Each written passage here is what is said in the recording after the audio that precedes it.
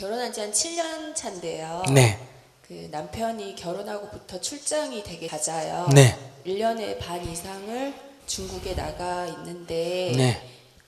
아들이 둘이에요. 네. 7살, 4살 아들인데 좀 아빠가 집에 있는 시간이 없어서 네. 조금 아이들한테는 좀 남자아이들이다 보니까 아빠랑 함께하는 시간이 중요하지 않을까라는 생각이 들기도 하고, 저는 결혼하고부터 이제 남편이 출장을 자주 가니까 저 혼자 있는 시간이 처음에는 조금 힘들었는데 점점 이렇게 남편과 제가 이제 각자의 생활을 하는 게 편해져 가는 게 조금 그게 걱정이 되더라고요. 나중에 이게 가족끼리는 함께하는 시간이 좀 있어야 되는 거 아닌가, 이렇게 편해져 가는 게 맞는 건가, 이런 생각이 들어서 이렇게 스님한테 좋은 말씀. 당연히 옳은 생각이에요.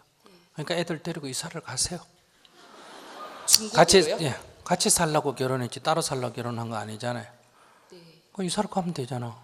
근데 남편이 이제 한 달은 중국에 있고 한 달은 한국에 있고 이런 왔다 갔다 하는 일이라서. 그럼 뭐 계속 짐 들고 사다 다니든지.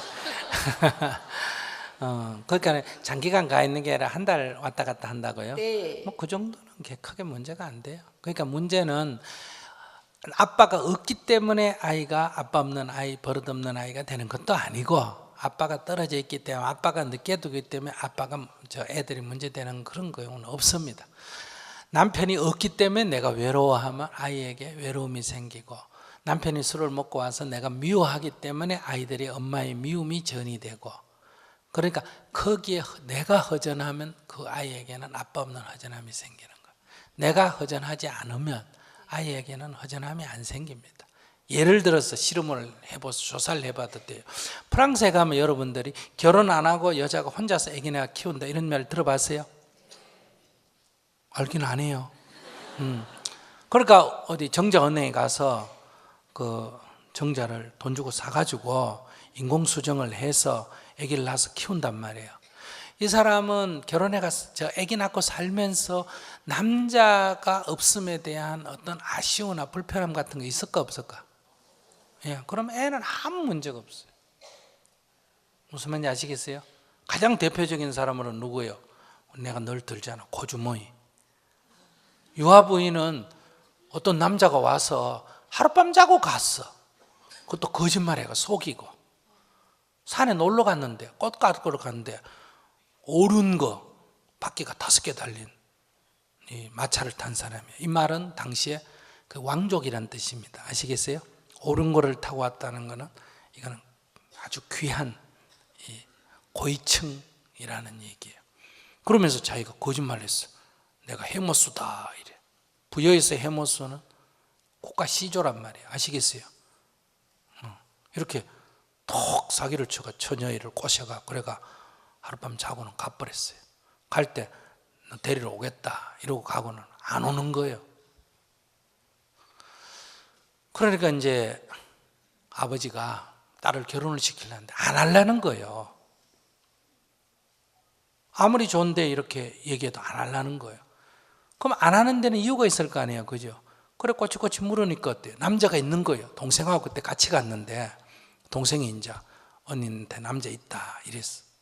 그래 얘기를 들으니까 아버지가 화가 난 거예요. 근데 그건 용서해 줄 수가 있어. 그건 안 오니까 잊어버려. 하룻밤 잔 걸로 치고 그래 딴 데 가라는데 끝까지 고집하는 거예요. 나는 그 남자 빼고는 싫다고. 그러니까 아버지가 화가 나고 쫓아내버렸어. 집을 쫓아내가 저 산속에 움막 치고 이제 귀양살이 하는 거예요. 근데 마침 그때 동부의 왕이, 거마왕이 거기 사냥을 왔다가 산속에서 예쁜 처녀를 만난 거예요. 근데 왜 여기 있나 하니까 아버지한테 쫓겨나서 그랬다는 거예요. 그래서 데리고 간 거예요. 그러니까 동부여의 거마왕이 뭐가 됐다? 첩이 된 거예요. 예를 들어 이렇게 해서 가서 아기는 낳았는데 아기는 누가 아기다? 거마왕의 아기가 아니고 이 사기꾼의 아기예요. 그러니까 이 동부에서 자랄 때 이제 왕궁에서 자랐으니까 역시 뭐가 됐다? 왕자라고 봤는데 정부인의 아들이 아니고 뭐다? 후비의 아들이니까 차별을 받잖아. 옛날에는 이 정부인하고 차별을 받잖아. 그죠? 그러니까 그 안에서 차별받은 거예요. 근데다가 그것도 또 현 왕의 아들도 아니잖아요. 그래서 금화왕이 이 텀에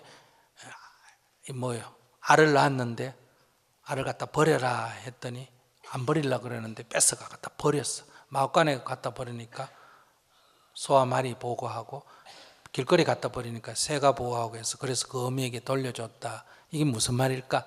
애를 낳았는데 왕의 자식이 아니니까 뭐다? 포기하라고, 애를 포기하라니까 어미가 죽으라고 포기를 안 해서 결국은 아이를 어미에게 돌려줬다. 이런 얘기가 되겠죠. 그러나 이 유아 부인은 그 주몽한테 온갖 차별을 받는데도 그 주몽한테 항상 뭐예요? 너희 아버지는 하나님의 아들이다. 그러니까 이 현재 왕의 아들보다 너는 더 좋은 아버지를 가지고 있다 이거예요. 이렇게 늘 그 아이에게 격려를 시키고 너희 아버지는 그 당군의 후예로서 해모수는 당군의 후예잖아요. 그 당군 조선이 중국의 한나라의 침해를 받아가 나라를 잃었잖아요. 그래서 거기에 뭐가 설치됐다? 한나라에 4개 군이 설치됐잖아요. 이걸 뭐라 그래요 우리가? 한사군이다 이러잖아. 그러니까 그건 누구 땅이다? 원래 우리 조선 땅이다. 그러니까 너는 아버지의 그 말씀이 그걸 회복해라. 그게 다물이 아니야. 다물. 우리의 건국 이념이 다물 사상이에요. 그래서 결국은 이 사람이 커서 졸범부여의 사위가 되고 나중에 왕이 돼서 고구려의 그 영광을 만들어냈잖아요. 그러니까 고조선의 옛 터를 회복했잖아요. 그 의미가 어떻게 애를 키우느냐 문제. 자기가 지금 이렇게 남편이 없어서 허전하면 아기를 얻거든 아기를 낳아놓거든 자기는 따라다니면 되는 거고. 저는 그러니까 허전하진 않은데 점점 익숙해져 가는 게 이게 나중을 생각했을 때 아빠도 이렇게 집을 많이 비우고 이러니까 나중에 집에 있을 당연하지 때 그거. 조금 너무 이게, 당연하지. 네, 그러니까. 걱정이 되고요. 그럼요. 아니면 아빠가 지금 집을 많이 비우니까 스님 말씀은 제가 아이들한테 아빠는 너희들을 항상 사랑해 이런 식으로 좋은 얘기를 많이 해주라는 말씀이신 것 같은데 말보다도 마음이 중요한 거예요. 남편을 우리를 위해서 중국 가서 일해서 우리를 지금 이렇게 편안하게 해준다. 그러니까 남편이 없을 때는 자기 남들 생활에 충실하고 남편이 오면 고마움으로 남편을 기꺼이 반갑게 맞아들이고 네. 이렇게 아이들이 혹시 그런 문제가 있으면 애들이 없어서 아빠가 없어서 저러나 그러지 말고 항상 아이들에게는 아빠가 너희들 때문에 이렇게 가까이 있다는 걸 얘기해 줄 뿐만 아니라 자기 마음에서 허전함이 없어야 돼. 말은 그래 중요 안 해. 그렇게 생활을 하면 되지.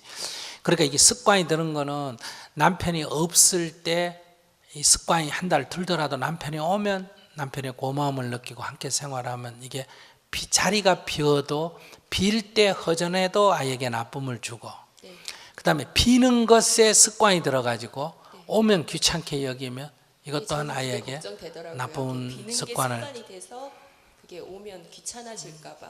그럼 비는 게 습관이 된다는 건 뭐예요? 이게 비는 게 허전하기 때문에 이제 그걸 자기가 견디려면 어떻게 해야 된다? 비는 것에 대해서 적응을 해야 될 거 아니에요. 네. 그럼 나중에 오면 이제 귀찮아지지. 네, 네. 장기적으로 헤어진 사람들은 처음에는 어려웠다가 나중에는 뭐 된다? 같이 살면 이제 귀찮아져요. 간섭하고. 그러니까 없을 때는 남편을 그리워하고 허전해하지 말고 자기 일에 충실하고 남편이 오면 고마운 마음으로 기꺼이 받아들이면 떨어지고 오고 가도 이게 습관이 안 된다. 허전함으로도 안 차고 허전함이 차면 나중에 거기 자리를 굳어가지고 다시 귀찮음이 생긴다 이 말이에요.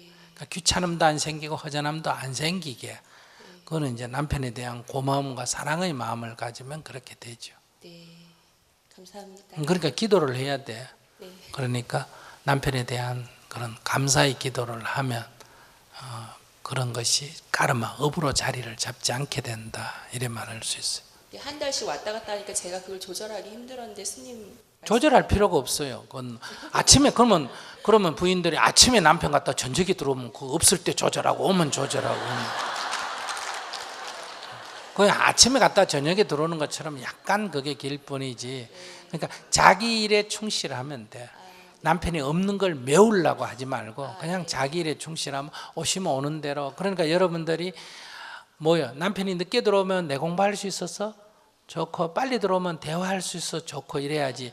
늦게 들어온다고 시비를 하게 되면 결국은 그 고통을 갖고 싸우다가 포기를 하게 되면 아예 늦게 들어오라고 이제 마음을 정해버리면, 일찍 들어오면 이번엔 또 귀찮아진단 말이에요. 그렇게 정하지 말고 일찍 들어오면 대화할 수 있어 좋고, 늦게 들어오면 내 공부할 수 있어 좋고.